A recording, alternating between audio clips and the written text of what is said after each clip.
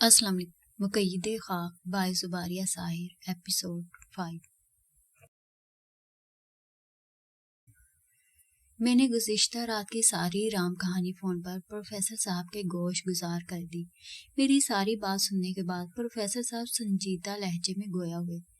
اس صورتحال میں ہم جسونت پر صرف شک کر سکتے تھے شکیل، کیونکہ شروع سے ہی اس کا ریکارڈ کچھ ایسا ہی ہے، مگر مرباکس کی ماں بیوسا کی روح کے خود آ کر جسونت کے بارے میں ایسے الفاظ کہہ دینے سے شک یقین میں بدل جاتا ہے۔ مجھے یقین ہے کہ ہم جسونت کے ذریعے مرباکس کا تابوت دوبارہ حاصل کرنے میں کامیاب ہو جائیں گے۔ پروفیسر، اس صورتحال میں مجھے آپ کی مدد کی ضرورت ہے۔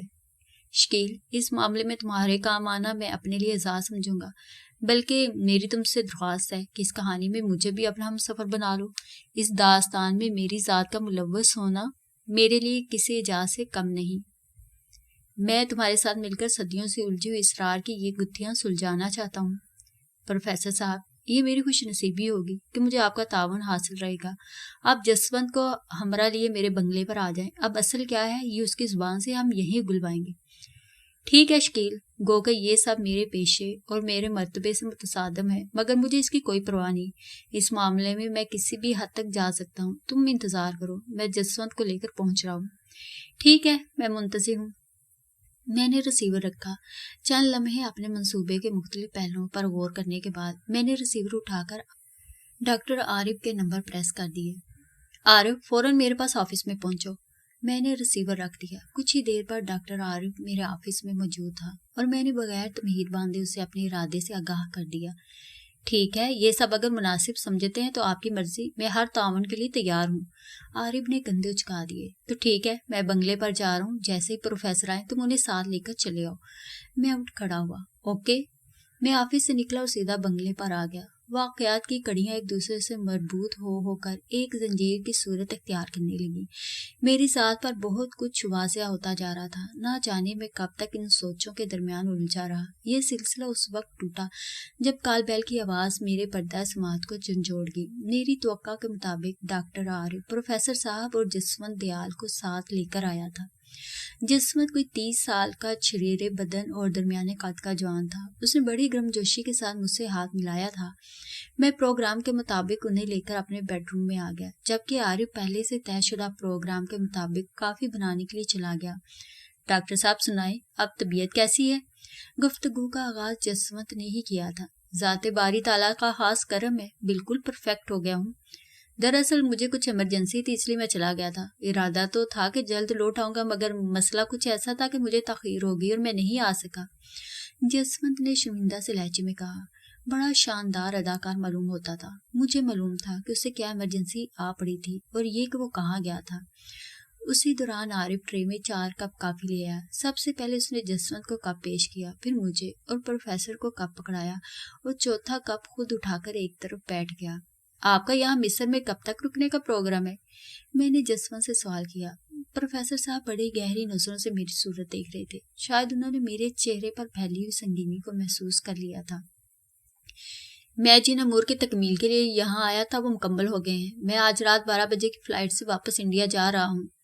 جسونت نے کافی کا گھونٹ بھرا۔ کس سلسلے میں آئے تھے آپ یہاں؟ بس کچھ ذاتی قسم کے مسئلے مسائل تھے۔ پروفیسر صاحب نے بتایا تھا کہ تاریخ کے ساتھ ساتھ آپ کو آثار قدیمہ سے بھی گہری دلچسپی ہے۔ ہاں جی، انہوں نے درست فرمایا ہے۔ تاریخ اور آثار قدیمہ کا تو آپس میں گہرا ربط ہے۔ عہد قدیمہ کی تہذیب سے متعلق تجسس تو میری فطرت میں کوٹ کوٹ کر بھرا ہوا ہے۔ میں نے جب سے ہوش سنبھالا ہے تب سے میں آثار قدیمہ میں بڑی اٹریکشن فیل کرتا ہوں۔ آپ کو نواردات جمع کرنے کا بھی شوق ہوگا، جنون کی حد تک، مگر میرے پاس اتنے وسائل نہیں کہ میں اپنے اس ذوق کی تسکین کر سکوں۔ جسونت نے آخری گھونٹ بھرا اور کپ سامنے ٹیبل پر رکھ دیا۔ تو محدود وسائل ہونے کی صورت میں آپ کس طرح اپنے ذوق کی تسکین کر رہے ہیں؟ تسکین ہی تو نہیں ہو پا رہی، جس کے باعث روز بروز میری تشنگی میں اضافہ ہی ہو رہا ہے۔ کیا ان میں کوئی ممنی بھی ہے؟ میری بات پر جسونت کے چہرے پر ایک سایہ سا آ کر گزر گیا۔ نہیں، یہ اپنے اختیارات اور حیثیت سے بہت اوپر کی بات ہے۔ جسونت نے مسکرانے کی کوشش کی۔ اور کوئی مجسمہ وغیرہ؟ اس بار واضح طور پر جسونت کے چہرے کی رنگت متغیر ہوگی، مگر اس نے اپنے تاثرات بڑی تیزی سے چھپا لیے۔ किस किस्म का मुजस्समा? मिस्टर जसवंत, अदाकारी तो तुम अच्छी कर लेते हो, मगर अभी बहुत कमी है। हाँ, अदाकारी की सलाहियतें तुम में जरूर मौजूद हैं। मैं सोफे से पुष्ट टिकाकर मुतमईन अंदाज में बैठ गया। मेरे लहजे की तब्दीली महसूस करके जसवंत के चेहरे के तासरात उलझन अमेज हो गए, जबकि आरिफ अपनी जगह मुस्तैद हो बैठा। क्या मतलब है आपका? जसवंत सीधा हो बैठा। अब बनने से कुछ हासिल नहीं होगा। मैं हकीकत जान चुका हूँ। तुम्हारी सेहत के लिए बेहतर होगा कि तुम मामला खुद हमें बयान कर दो कि मम्मी कहाँ है, वरना दूसरा तरीका भी तुम्हारे लिए दर्दनाकियों का पैगंबर होगा और हमें भी फजूल में सरदर्दी होगी। मैंने सर्द लहजे में कहा। जसवंत की परेशानी पर पल पड़ गए। वो रुख बदलकर प्रोफेसर साहब से मुखातिब हुआ। प्रोफेसर साहब, ये क्या हाँ करें? आप तो इनकी बहुत तारीफें कर रहे थे और इनको बात करने की तमीज भी नहीं। बरखुदा, मैं तो गैर जानबदार हूँ। ये जो जानना चाहते उन्हें खुद ही बता दो, वरना उन्हें तो सलीका ना सही तुम्हें ये बात करने का सलीका जरूर सिखा देंगे। प्रोफेसर साहब चश्मे के मोटे शीशे के ऊपर से जसवंत की तरफ देखकर मायने खेज अंदाज में गोया हुए। क्यों मिस्टर जसवंत, क्या ख्याल है फिर? किस बारे में? आप क्या कह रहे हैं? क्या चाहते हैं? मैं कुछ नहीं समझ रहा। जसवंत ने बेजारी से कहा। मैंने आरिफ की तरफ देखा। वो उठकर दरवाजे की सिमत बढ़ गया और मैं जसवंत से मुखातिब हुआ। तुम्हें अमन सुकून अच्छा नहीं लगता? बदअमनी के ख्वाहा हो तो ठीक है, यूं ही सही। आरिफ ने दरवाजा बंद करके चिटकनी चढ़ा दी। ये सब क्या कर रहे हैं? क्या चाहते हैं आप? हम मम्मी के बारे में जानना चाहते हैं। वो यहाँ से कैसे चुराएगी और कहाँ पहुंचाई गई है। देखिए आप, मैंने उसकी बात काट दी। दिखाइए नहीं, बताइए वो मम्मी कहाँ है। देखो जसवंत, अभी तुम्हारे पास वक्त है। अगर तुम कुछ देर मजीद यूं ही रद्दो कदा करते रहे तो हम भी तुम्हें मौत के मुंह में जाने से बचा नहीं सकेंगे। मैंने पुरस्कून लहजे में कहा। जसवंत के चेहरे पर जर्दी खंड गई। पूरे वजूद का खून जैसे यकायक खुश्क पड़ गया। शकील साहब, यकीन करे, भगवान सौगंध, मैंने कोई मम्मी चोरी नहीं की। जसवंत हाथ जोड़ते हुए गिड़गिड़ाया। यकीन कर लिया। ये बताओ कि किसने चुराई है, क्यों चुराई है? वो अगर मैंने आपको बता दिया तो वो लोग मुझे जिंदा नहीं छोड़ेंगे। जसवंत ने थूक निकलते हुए कहा। यानी तुम कुछ नहीं बताओगे? जसवंत फर्श पर घुटने टेक कर बैठ गया। अगर मैंने उन लोगों के खिलाफ जुबान खोली तो वो मुझे हलाक कर देंगे। वो बहुत खतरनाक है। तो ठीक है, मत खोलो जुबान और मर जाओ। ज्यादा वक्त नहीं, सिर्फ 15 मिनट। तुमने जो काफी पी है उसमें जहर था। नहीं नहीं, मैं आपको भगवान आपको अपने खुदा का वास्ता, मुझे क्षमा कर दे, मुझे बचा ले, छोड़ दे मुझे।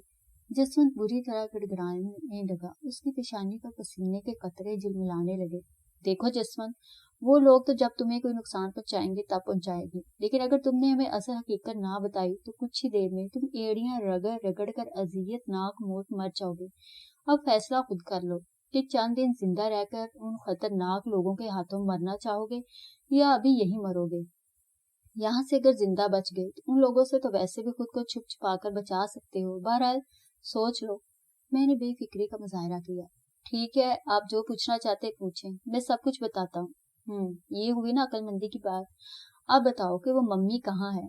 वो आज ही अब से 2 घंटे कबल एक त्यारे के जरिए इंडिया के लिए ले जाई गई है। इंडिया?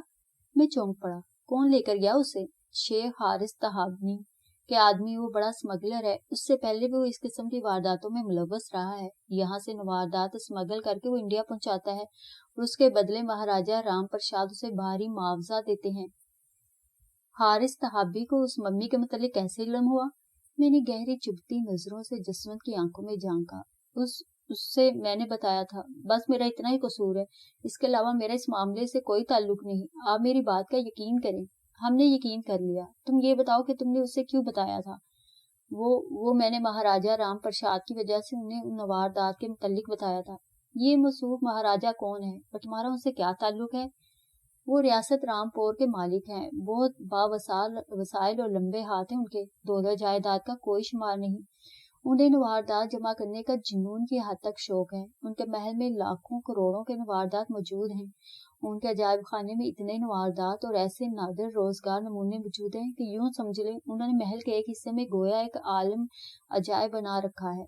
मगर उसके बावजूद रोज अफसों उनकी उस नवारदात जमा करने के हवस में इजाफा ही हुआ है।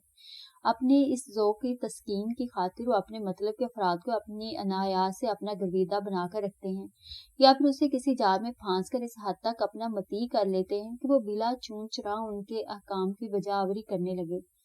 میرا ان سے رابطہ بھی اسی سلسلے کی کڑی ہے، اور دنیا کے ان بیشتر ممالک میں جہاں سے قدیم تہذیبوں کے آثار دریافت ہوئے ہیں، ان کے ایسے روابط ہیں جو بھاری معاوضے کے عوض نواردات اسمگل کر کے ان تک پہنچاتے ہیں اور وہ نواردات کو اپنے عجائب خانے میں سجا دیتے ہیں۔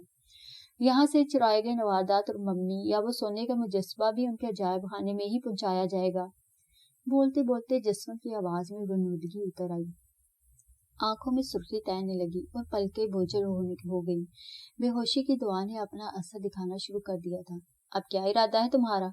میں نے چند لمحے خاموش نظروں سے پروفیسر صاحب کی طرف دیکھا اور پھر عارف سے مخاطب ہوا۔ عارف، تم انڈیا جانے والی پہلی فلائٹ میں ہی سیٹوں کا بندوبست کرو، میں اور پروفیسر تو جائیں گے ہی، تمہارا ارادہ تو ہو تو خود بھی تیار ہو جاؤ، ہمیں فوراً انڈیا روانہ ہونا ہے۔ میں نے عارف کو ہدایت دی اور کھڑا ہو گیا۔ ہاں، اس کا بھی کوئی بندوبست کرو، میں نے بے ہوش پڑے جسمت کی طرف اشارہ کیا۔ طیارہ ہزاروں فٹ کی بلندی پر محو پرواز تھا، باہر آسمان کی وسعتوں میں تاریکی رچی ہوئی تھی اور طیارہ تاریکی کا سینہ چیرتے ہوئے اپنی منزل کی جانب بڑھ رہا تھا۔ تیز روشنیاں آف کر دی گئی تھیں جس کے باعث طیارے میں ملگجا سا اندھیرا پھیلا ہوا تھا۔ آدھے سے زیادہ مسافر سو رہے تھے اور باقی کے نیم غنودگی میں مبتلا تھے، مگر میری آنکھوں سے نیند ابھی ایسے دور تھی جیسے افق پر زمین سے ہم آغوش ہوتا آسمان در حقیقت دور ہوتا ہے۔ میرے ساتھ اس وقت طیارے میں پروفیسر صاحب اور عارف کے علاوہ ڈاکٹر عقیل اور اختر بھی موجود تھے۔ روانگی سے قبل ڈاکٹر عقیل سے میری بڑی گرما گرم قسم کی بحث بھی ہوئی تھی۔ انہوں نے اپنی سر توڑ کوشش کی تھی کہ میں کسی بھی طرح اس سفر اور ممی کی تلاش کا ارادہ ترک کر دوں۔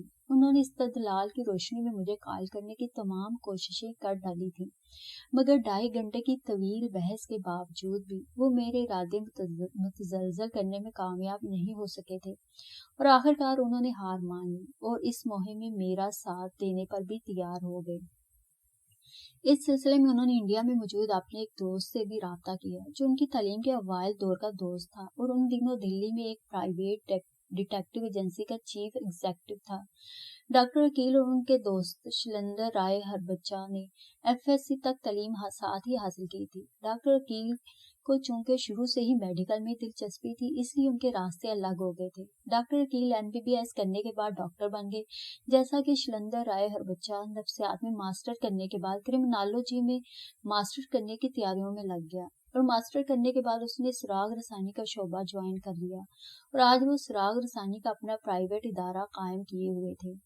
ڈاکٹر عقیل نے کسی حد تک شلندر کو صورتحال سے آگاہ کر دیا تھا، اور مجھے یقین تھا کہ شلندر نے اپنے طور پر کام بھی شروع کر دیا ہوگا۔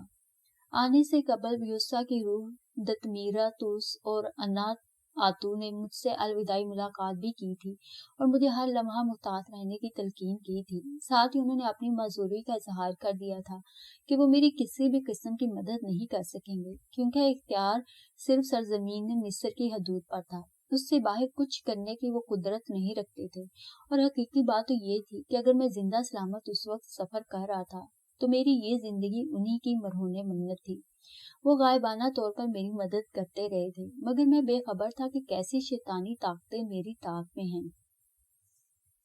میرے استفسار کے باوجود انہوں نے مرباقس کی داستان حیات سے پردہ نہیں ہٹایا تھا کہ وہ کس المیت سے دوچار ہے، کس مصیبت کس عذاب میں مبتلا ہے، اور میں اسے کس طرح نجات دلا سکتا ہوں۔ میرے استفسار پر تینوں کا ایک ہی جواب تھا کہ ہمیں اس بارے میں کچھ کہنے کی اجازت نہیں، ہم کچھ بھی نہیں بتا سکتے، اور ہمیں دی گئی مہلت بھی پوری ہوئی۔ اب ہم اس دنیا میں مزید نہیں رک سکتے، ہمیں بلاوا آ چکا ہے، اور اب ہم ہمیشہ کے لیے جا رہے ہیں۔ آگے جو بھی کرنا ہے وہ تمہاری ذمہ داری ہے اور تمہیں ہی انجام دینا ہے۔ ہم آگے پہنچ کر مرباقس کے منتظر رہیں گے، یقیناً تم اسے نجات دلانے میں کامیاب ہو جاؤ گے۔ صبح کے 8 بجے تھے اور ہم پانچوں دلی ایئرپورٹ سے باہر آ رہے تھے۔ سڑک کے ایک طرف 7-8 ٹیکسیاں کھڑی تھیں۔ ہمارے رکتے ہی قریبی ٹیکسی کا ڈرائیور جو ٹیکسی کے شیشوں پر کپڑا رگڑ رہا تھا لپک کر ہمارے قریب آ گیا۔ جی صاحب جی، حکم کریں، ٹیکسی چاہیے؟ 1 نہیں 2 چاہیے۔ 2 کیا صاحب، 10 بھی مل جائیں گی۔ پھر وہ پلٹتے ہوئے ایک ٹیکسی کے قریب کھڑے نوجوان سے مخاطب ہوا، اوئے رنگو، ادھر صاحب کے بیگ رکھو۔ وہ جوان تیزی سے آگے بڑھا، ہم نے بریف کیس ان کو تھمائے اور ٹیکسیوں کی طرف بڑھ گئے۔ کسی اچھے سے مسلم ہوٹل چلو، میں نے ڈرائیور کو مخاطب کیا۔ وہ دروازہ کھول کر اندر بیٹھ گیا۔ پروفیسر میرے ساتھ تھے، جبکہ عقیل، عارف اور اختر تینوں دوسری ٹیکسی کی طرف بڑھ گئے۔ ڈرائیور پلٹتے ہوئے اسی نوجوان سے مخاطب ہوا، रंगू व्हाइट स्टार, ये यकीनन किसी होटल का नाम था। वो ड्राइविंग सीट पर बैठा और टैक्सी एक हल्के से अरताश के बाद हरकत में आ गई। शकील, प्रोफेसर साहब ने मुझे मुखातिब किया। ये अकील अपने जिस रागरसा दोस्त का जिक्र कर रहा था, क्या उसे हमारी आमद के मुतल्लिक इल्म है? हाँ, उसे अकील ने फोन पर आगाह कर दिया था। प्रोफेसर चंद लम्हे खामोश रहने के बाद दोबारा गोया हुए। अकील ने तमाम सूरत हाल से उसे आगाह कर दिया है, ये मुझे कुछ मुनासिब नहीं लगा। प्रोफेसर के लहजे में तशवीश थी। तो उससे क्या फर्क पड़ेगा? मुझे नहीं लगता कि ये शख्स अकील के साथ मुखलिस है, और दूसरा मुझे ये इंतहाई गैर जिम्मेदार भी लगा है। एक बेहतरीन दोस्त एक तवील अरसे के बाद हजारों मील की दूरी से उसके पास आया है, और वो एयरपोर्ट पर रिसीव करने तक नहीं आया।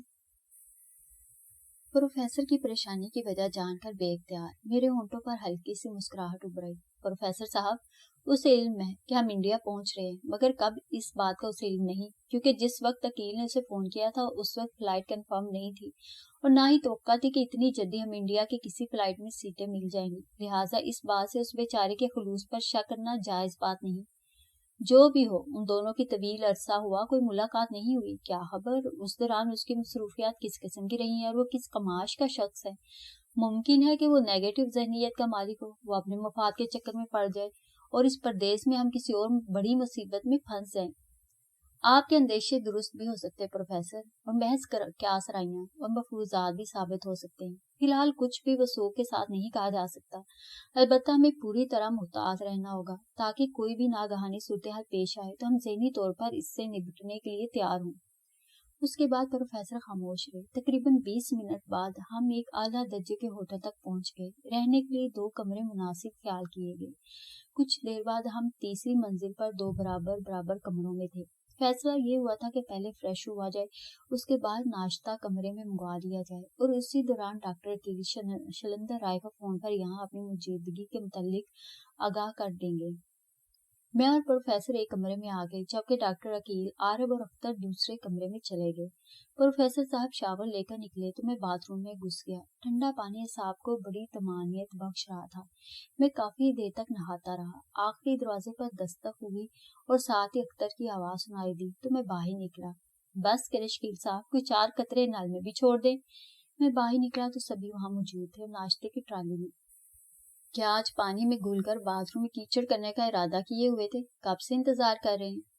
इंतजार की आदत भी होनी चाहिए इंसान को, वरना जिंदगी के कुछ मखसूस हिस्सों में बड़ी अजियत का सामना करना पड़ता है।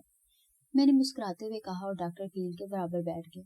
चले शुरू करें, मैंने एक टोस्ट उठाते हुए कहा। नाश्ते के दौरान ही डॉक्टर कील ने बताया कि मैंने शैलेंद्र को फोन किया था, मगर वो ऑफिस में मौजूद नहीं था, लिहाजा मैंने उसके लिए पैगाम रिकॉर्ड करा दिया है।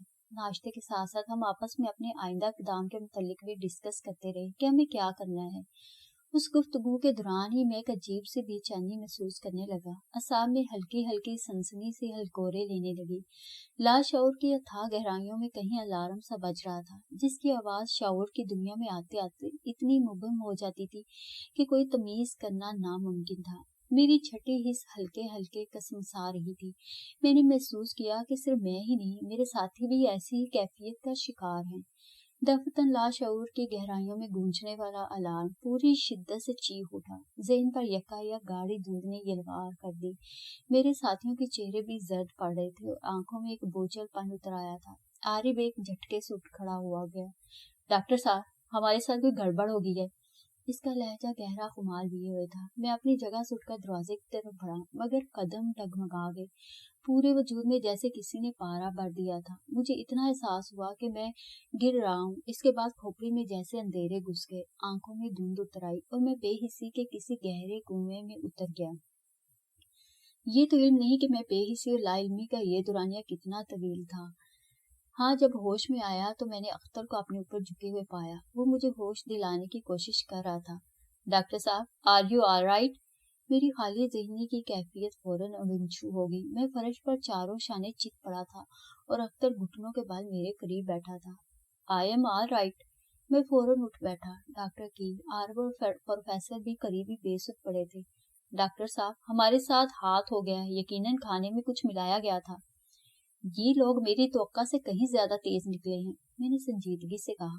मुझे तो लगता है कि हम शुरू से उनकी नजरों में हैं, या फिर जब हम मिस्र से रवाना हुए उस वक्त हमारी मुखबरी हुई है। बड़े फाल और बावसाइल लोग लगते हैं। उधर हम यहाँ पहुंचे और इधर उन्होंने हमें अपने जाल में जकड़ लिया। डॉक्टर साहब, शायद ये हमारी तवक्का से बड़ा नेटवर्क है। कोई बात नहीं, देखा जाएगा, तुम उनको देखो। मैंने बेहोश पड़े साथियों की तरफ इशारा किया तो अख्तर उनकी तरफ मुतवज्जा हो गया। मैं इस कैद खाने का जायजा लेते हुए उठ खड़ा हुआ। अच्छा खासा वसी और कुशादा कमरा था। दीवारें तो बिल्कुल दुरुस्त हालत में थी, अलबत्ता फर्श का सीमेंट जगह जगह से टूटा हुआ था। कहीं छोटे छोटे गड्ढे थे तो कहीं हल्की हल्की दरारें।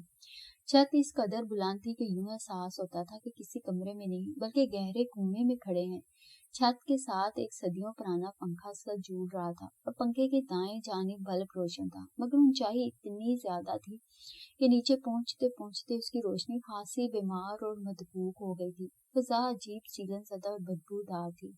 बाएं तरफ कोने में एक बड़ा सा फुलादी दरवाजा नजर आ रहा था।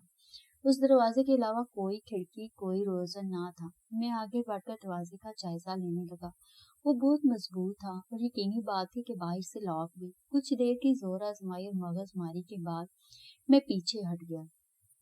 डॉक्टर अकील और आरिफ तो पूरी तरह हवासों में दिखाई दे रहे थे, अलबत्ता प्रोफेसर कुछ मुजम्मिल नजर आ रहे थे। सबके कपड़ों की हालत बता रही थी कि हमें किस इज्जत और एहतराम से लाकर यहाँ लिटाया गया होगा। प्रोफेसर, आप ठीक तो हैं? मैं आगे बढ़कर प्रोफेसर के करीब बैठ गया। हाँ ठीक हूँ, परेशानी की कोई बात नहीं, बस जरा सर वजनी हो रहा है। और तुम लोग? मैंने डॉक्टर अकील और आरिफ की तरफ देखा। फिलहाल तो ठीक ही है, मगर ये नहीं कहा जा सकता कि कब तक ठीक रहेंगे, क्योंकि सूरत हाल बता रही है कि बाइज्जत डॉक्टरों की मिट्टी पलीद होने वाली है। आरिफ ने मुस्कुराने की कोशिश की। कोई बात नहीं, जो होना है वो तो होकर रहेगा। जाहिर है अगर ओखली में सर दिया है तो अब मूसलों से क्या डरना, सर पर पड़ी है तो भुगतना पड़ेगी। कम वक्तों ने डाला भी ऐसी जगह पर है कि जहां से निकलने की कोई आस उम्मीद नहीं है, कोई रोजन तक नहीं रखा। अख्तर ने चारों तरफ से जायजा लेते हुए कहा, तो तुम्हारा क्या ख्याल है कि हमें कागज के पिंजरे में रखते कि लो बच्चा जब जी चाहे भाग जाना? नहीं, कागज के पिंजरे का तो मैं नहीं कह रहा, लेकिन कम से कम कैदियों के लिए कोई ना कोई सहूलत तो होनी चाहिए ना, अपने बचाव के लिए। ठीक कह रहे हो, कोई आता है तो उसे इस कीमती मशवरे से जरूर आगाह करना। चहक लो, कुछ वक्त है तुम्हारे पास, बाद में शायद हसरत ही रह जाए इन खुश गुफ्तारियों की। डॉक्टर अकील बुनाए हुए अंदाज में गोया हुए। तो आपका क्या ख्याल है कि हम कबल इस वक्त वावेला करने लगे? उससे भला क्या हासिल होगा? डॉक्टर आरिफ डॉक्टर अकील की तरफ पलट पड़ा। अजीब आदमी था, किसी मसले किसी बात को भी खातिर में नहीं लाता था। शायद उनमें तलखी हो जाती, मगर दरमियान में प्रोफेसर बोल पड़े। दोस्तों, ये वक्त आपस में उलझने का नहीं, हम बहुत कमजोर पोजीशन में हैं, सिर्फ सूरत हाल की संगीनी को समझने की कोशिश करो। प्रोफेसर, मैं भी तो इन्हें यही एहसास दिलाना चाहता हूँ, लेकिन ये यूं खड़ मस्तियां कर रहे हैं जैसे किसी दावत में आए हो। डॉक्टर अकील ने कहा, बस ठीक है, खत्म करो इस तलखी को और इस अवतार से गुलू खलासी के मुतालिक सोचो कि ये सब क्या है और अब क्या करना है। कुछ देर के लिए सभी को चुप लग गई। एक बात तो तय है कि हम यहाँ किसी गलत फहमी के नतीजे में नहीं पहुंचे, बल्कि हमारे दुश्मनों ने अच्छी तरह सोच समझकर और बाकायदा मनसूबाबंदी करने के बाद हमें इस कैद खाने में पहुंचाया है। अब ये मालूम नहीं हमारे साथ उनका रवैया क्या होगा। हम पहले कदम पर ही उनके जाल में फंस गए हैं और अब पूरी तरह उनके रहमो करम पर हैं। मैंने संजीदा अंदाज में कहा, कौन लोग हो सकते हैं ये? डॉक्टर अकील ने फिक्रमंदी से कहा, जाहिर सी बात है कि किराए के गुंडे, महाराजा राम प्रसाद के पालतू कुत्ते या कोई ऐसा जुराइम पेशा गिरोह जिसकी पुष्पनाही पर महाराजा राम प्रसाद का हाथ होगा। फिर एक बात ये भी है कि महाराजा हमें जिंदा रखना चाहता है, वरना हमारी जिंदगियां कब की खत्म हो चुकी होती। अख्तर ने कहा, और ये भी मुमकिन है कि महाराजा हमें अपने सामने या अपने हाथों से हलाक करना चाहता हो और उसके इंतजार में हमें जिंदा रखा गया हो। डॉक्टर अकील ने राय दी, तो क्या हम चूड़ियां पहन रखी हैं हमने? हमारी जिंदगियां क्या इतनी सस्ती हैं? उनके बाप की खेती है जो उजाड़ देंगे। आरब के नथने फूल गए। जहन ठंडे रखना होंगे। प्रोफेसर बोल पड़े, जोश की नहीं होश की जरूरत है। दुश्मन हमारे लिए इतना तन वाला साबित नहीं होंगे। यही से अंदाजा लगा लो कि उन्होंने हमारे हाथ पांव बांधना भी जरूरी नहीं समझा, यानी वो इतने पूरे तमाद और मुतमईन है। और इसकी वजह ये है कि हम उनके घर में मौजूद हैं और वो यहाँ के मालिक और मुख्तार हैं। हमारी जरा सी हमाकत हमारे अरसा हयात को निगल सकती है, इसलिए गुस्से या जज्बात में आने की जरूरत नहीं। दुश्मन अफरादी ताकत में भी हमसे मुस्तहकम है और वसाइल में भी। प्रोफेसर की बात मुकम्मल हुई ही थी कि फुलादी दरवाजे पर आहट पैदा हुई तो हम सब चौंक पड़े। आरब एक झटके से उठकर खड़ा हो गया, उसकी आंखों में अकाब की सी चमक पैदा हो गई। अगले लम्हे दरवाजा एक जोर की आवाज से खुला और आरब जो आगे बढ़ने का इरादा रखता था अपनी जगह खड़े का खड़ा रह गया। खुले हुए दरवाजे से यक्के बाद दीगरे 4 जवान अंदर दाखिल हो गए। उनके हाथों में जदीद राइफलें थीं। 2 तो वहीं दरवाजे के दाएं बाएं खड़े हो गए, जबकि 2 आगे बढ़ आए। उनकी राइफलों का रुख हमारी जानिब ही था और उनके तेवर बता रहे थे कि अगर हमने एक सांस भी उनकी मर्जी के खिलाफ ली तो वो बिला झिझक फायर खोल देंगे। खड़े हो जाओ। आगे आने वाले 2 में से एक ने करख्त लहजे में हमें मुखातिब किया और हम बिला चूनो चुरा उठकर खड़े हो गए। पीछे दीवार के साथ घुटने टेक कर बैठ जाओ। भाई साहब, हमारा कसूर क्या है? हमें किस लिए यहाँ कैद किया गया है? अख्तर ने मासूम लहजे में सवाल किया। बकवास नहीं करो, जो कहा है वो करो, वरना माथे में रोशनदान खुल जाएगा। हमने खामोशी से उसके हुक्म की तामील की। जाहिर है कि उसके अलावा और कोई रास्ता भी नहीं था। हम पांचों कभी दीवार के साथ एक इतार की सूरत घुटनों के बल बैठ गए और वो भेड़िया एक तरफ होकर मुस्तैद अंदाज में खड़ा हो गया। हम खामोशी से एक दूसरे की शक्लें तक रहे थे। समझ से बाहर था कि वो क्या करना चाहते हैं। कुछ ही देर गुजरी थी कि हमारी आंखें खैरा होकर रह गई। एक शोला ज्वाला दरवाजे से अंदर दाखिल हुई थी। उसके साथ एक और अधीड़ उम्र आदमी भी था जो शक्लो सूरत और पहनावे के लिहाज से कोई अच्छा खासा रईस मालूम होता था। मगर मैंने महसूस किया कि मेरे साथ साथ मेरे साथियों की नजरें भी फकत उस फताला आलम का तवाफ कर रही थी। उसने ब्लैक लेदर की चुस्त पतलून पहनी हुई थी और लेदर की ही जैकेट, पाँव में चरमी शूज, खुले बाल उसके चौड़े कंधों की ओर से झांक रहे थे। बड़ी बड़ी आंखों में सिमार की सी चमक, अनाबी होंठ और बालों की आगोश से झांकता हुआ रोशन चेहरा देखकर स्याह बादलों के सार में मुकय्यद चांद का तस्वुर ज़हन को गुदगुदाता था। चाल में एक वकार, एक काफराना तमकनत, एक एक अज़ू ऐसा डला, ऐसा तरशा हुआ था कि दिल पर हजार हा बिजलियां गिर गईं। यूं लगता था जैसे उस जमीन की मखलूक ही ना हो, बल्कि आसमानी बिजली को इंसानी कालम में डाल दिया गया हो। मैं डॉक्टर हूँ, मगर उन लम्हों मेरा दिल शायरी करने को चाह रहा था। मैंने बड़ी मुश्किल से अपनी नजरों को उस मकनातीसी वजूद से हटाया। वो दोनों हमारे सामने आ खड़े हुए। मुझे बखूबी अंदाजा हो रहा था कि मेरे साथियों की नजरें भी उस हुस्न के बांबड़ की ताब ना लाते हुए झुक गई हैं। अलबत्ता अख्तर की गर्दन तनी हुई थी और यकीनन उसकी नजरें उस शोला ज्वाला के सुलगते हुए चेहरे पर मुर्तकिज थीं और हमारे या उसके हक में ये कोई अच्छी अलामत ना थी। खामोश फिजा में कदमों की चाल बुलंद हुई, फिर एक आहट पैदा हुई और वो नौबाद और वो बर्क आसमान पीछे हट गई। मिस्टर शकील जफर, एक गुनगुनाती हुई आवाज मेरी समाज से टकराई तो मैंने सर उठाया। गालिबन एक गार्ड कुर्सी उठाकर लाया था, क्योंकि जब मैंने सर उठाकर देखा तो चंद कदम के फासले से वो दोनों बराबर बराबर कुर्सियों पर विराजमान थे। डॉक्टर साहब, कैसे मिजाज हैं आपके? कोई तकलीफ तो नहीं पहुंची? वो हसीना आरजू खेज मुझसे मुखातिब थी। उसके होंठों पर एक मायने खेज मुस्कुराहट रक्सां थी। क्या मैं जान सकता हूँ कि आप लोग कौन हैं और हमें यहाँ क्यों लाया गया है? मेरा लहजा पूरी तरह पूरे एतमाद था। मेरे सवाल पर उसकी मुस्कुराहट कुछ मजीद गहरी हो गई और जलते हुए गालों में खफीफ से बंवर नमूदार हो गए। क्यों नहीं, ये तो आपका हक बनता है। आपका तारुफनामा तो हम तक पहले ही पहुंच चुका है। अलबत्ता अपना तारुफ हम कराए देते हैं। उसने अपने बराबर बैठे उस खुशपोश शख्स की जानिब इशारा किया। इन्हें वीर चंद्र कहते हैं। ये महाराजा राम प्रसाद के दस्ते रास्त हैं और रियासत रामपुर के अंदरूनी अमूर के इंचार्ज हैं। मुझे आप समतरा देवी कह सकते हैं। मेरा रियासत रामपुर या महाराज के नजदीक क्या मकाम है उसको आप रहने ही दें। बाकी रही बात आपकी यहाँ मौजूदगी की, उसको आपसे बेहतर तो कोई नहीं समझ सकता। कमबख्त का लहजा और बोलने का स्टाइल बड़ा क़यामत खेज था। मेरा ख्याल है कि मैं नहीं समझ सका। अगर आप बताने समझाने की जहमत गवारा कर लें तो आपका एहसान होगा। बहुत खूब, हमें खुशी हुई कि आपको गुफ्तगू के अंदाज और अदाब से आगाही है। जी शुक्रिया। देखिए डॉक्टर साहब, सीधी सी बात है कि अगर ताबूत या मम्मी आपके हाथ से निकल गई थी तो आपको इस किस्से पर लानत भेज देना चाहिए थी, ताकि ये आप सोचे समझे बगैर अहमकों की तरह इसकी तलाश में यहाँ तक आ पहुंचे। ये भी नहीं सोचा कि नतीजा क्या निकलेगा, और ना ही आपने ये सोचा कि महाराजा राम प्रसाद कितने जराए और वसाइल के मालिक हैं। और तो और आपने शेख हारिस के आदमियों को का भी घूंट भर लिया।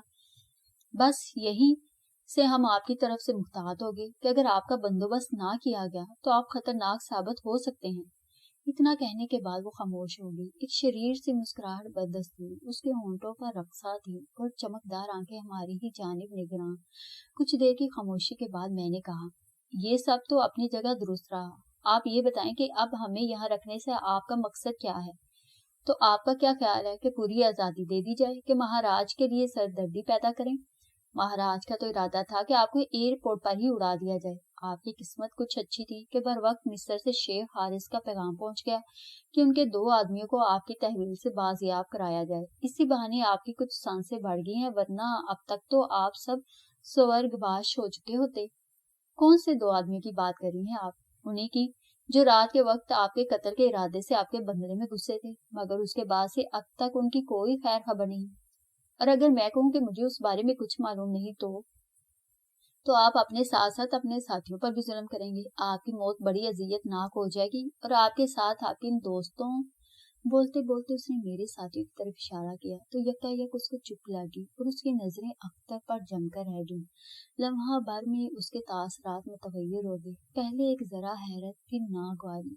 بے ساختہ میں نے بھی گردن گھما کر اختر کی طرف دیکھا. وہ یک ٹک کسی پتھر کے بت کی طرح سمترا کو تک رہا تھا, گویا اسے اپنے ارد گرد اور صورتحال کا کچھ احساس ہی نہ تھا. اے مسٹر, کیا گھور رہے ہو؟ سمترا نے خشک لہجے میں اختر کو مخاطب کیا, مگر اس نے جیسے سنا ہی نہ ہو. میں تم سے مخاطب ہوں؟ سمترا کی پیشانی پر شکنیں ابھر آئیں. ہم تو پہلے ہی جھٹکے میں مردار ہو گئے ہیں دیوی جی, اب آپ کون سی اذیت ناک موت کی بات کر رہی ہیں؟ اختر یوں بولا جیسے نیند کے عالم میں بول رہا. بکواس بند کرو, نظریں جھکا کر بیٹھو. دیوی جی, مجھے آج اور ابھی تو علم ہوا ہے کہ آنکھیں کتنی بڑی نعمت ہوتی ہیں. اب میں ان کو جھکا کر اور خدا کی قدرت سے موڑ کر ناشکرا کیسے ہو سکتا ہوں؟ میں اس گناہ کا مرتکب نہیں ہو سکتا.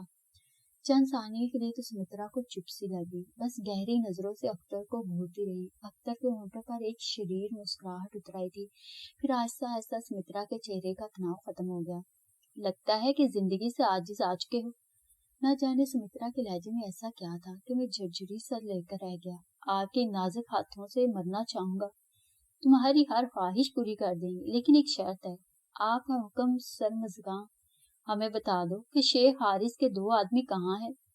کیا پوچھتے ہو ہم سے؟ ہم خود کو بلائے بیٹھے ہیں. ہمیں تو اپنی خبر نہیں کہ ہم کہاں ہیں. کسی اور کے متعلق آپ کو کیا بتائیں گے؟ اچھی طرح سوچ سمجھ لو, ہماری سوچیں منجمد ہو چکی ہیں. اس گفتگو کے دوران دیر چندر پہلی دفعہ بولا. سمترا, وقت ضائع نہیں کرو, ہمیں جو حکم ہوا ہے وہ پورا کرو اور واپسی کا سوچو. پھر وہ مجھ سے مخاطب ہوا. مسٹر شکیل, ہم آپ سے نہ کوئی فضول بات کرنا چاہتے ہیں اور نہ آپ سے ان 2 آدمیوں کے متعلق سچ الگوانے کے لیے آپ لوگوں پر تشدد کر کے وقت ضائع کرنے کے حق میں ہوں گے. یہاں سے زندہ اور صحیح سلامت صرف آپ اپنے ملک واپس جا سکتے ہیں. آپ کے دوست زندہ تو جا سکتے ہیں مگر صحیح سلامت نہیں, یعنی ٹانگوں سے محروم ہو کر. اور ایسا بھی اس صورت میں ممکن ہوگا کہ جب آپ ہم سے تعاون کریں گے اور آئندہ کے لیے بھی ہمارے ساتھ ایگریمنٹ کر لیں گے کہ بصورت دیگر مہاراج کے حکم کے مطابق آپ کے 4 ساتھی ہیں. ہم 4 دفعہ آپ سے ان 2 آدمیوں کے متعلق سوال کریں گے اور ہر انکار یا علمی کے اظہار پر آپ کا ایک ساتھی موت کا شکار ہوگا, اور ان کی موت کے بعد ہم آپ کو مہاراج کے سامنے پیش کر دیں گے اور وہاں پر آپ کی سانسیں اجیرن کر دی جائیں گی. یقیناً میری بات آپ کی سمجھ میں آ گئی ہوگی. اب فیصلہ آپ کے اپنے ہاتھ میں ہے. اگر ایک بار پھر کہہ رہا ہوں کہ ہم فضول بات کریں گے اور نہ تشدد وغیرہ میں وقت ضائع کریں گے. ایک سوال اور ایک زندگی. اب آپ بتائیں آپ کا کیا ارادہ ہے؟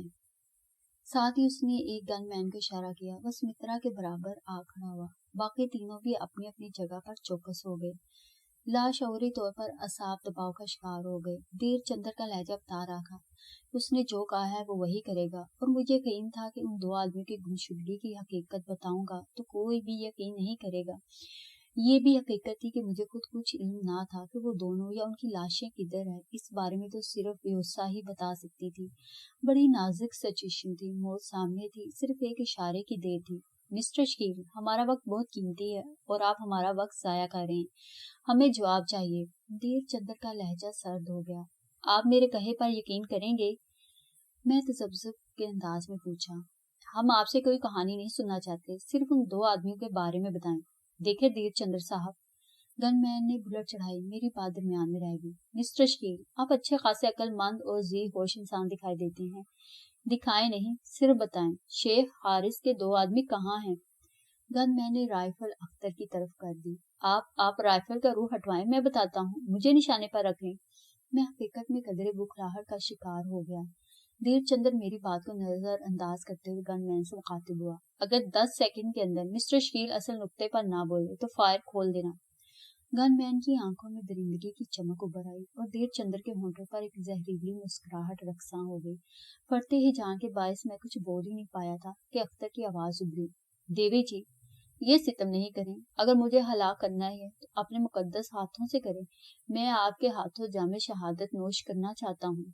सुमित्रा के होंठों पर हल्की सी मुस्कुराहट उभर आई। वो कुर्सी से उठकर खड़ी हुई और गनमैन के हाथ से राइफल उसने ले ली। चलो, आखिरी समझकर तुम्हारी ये ख्वाहिश पूरी किए देती हूँ।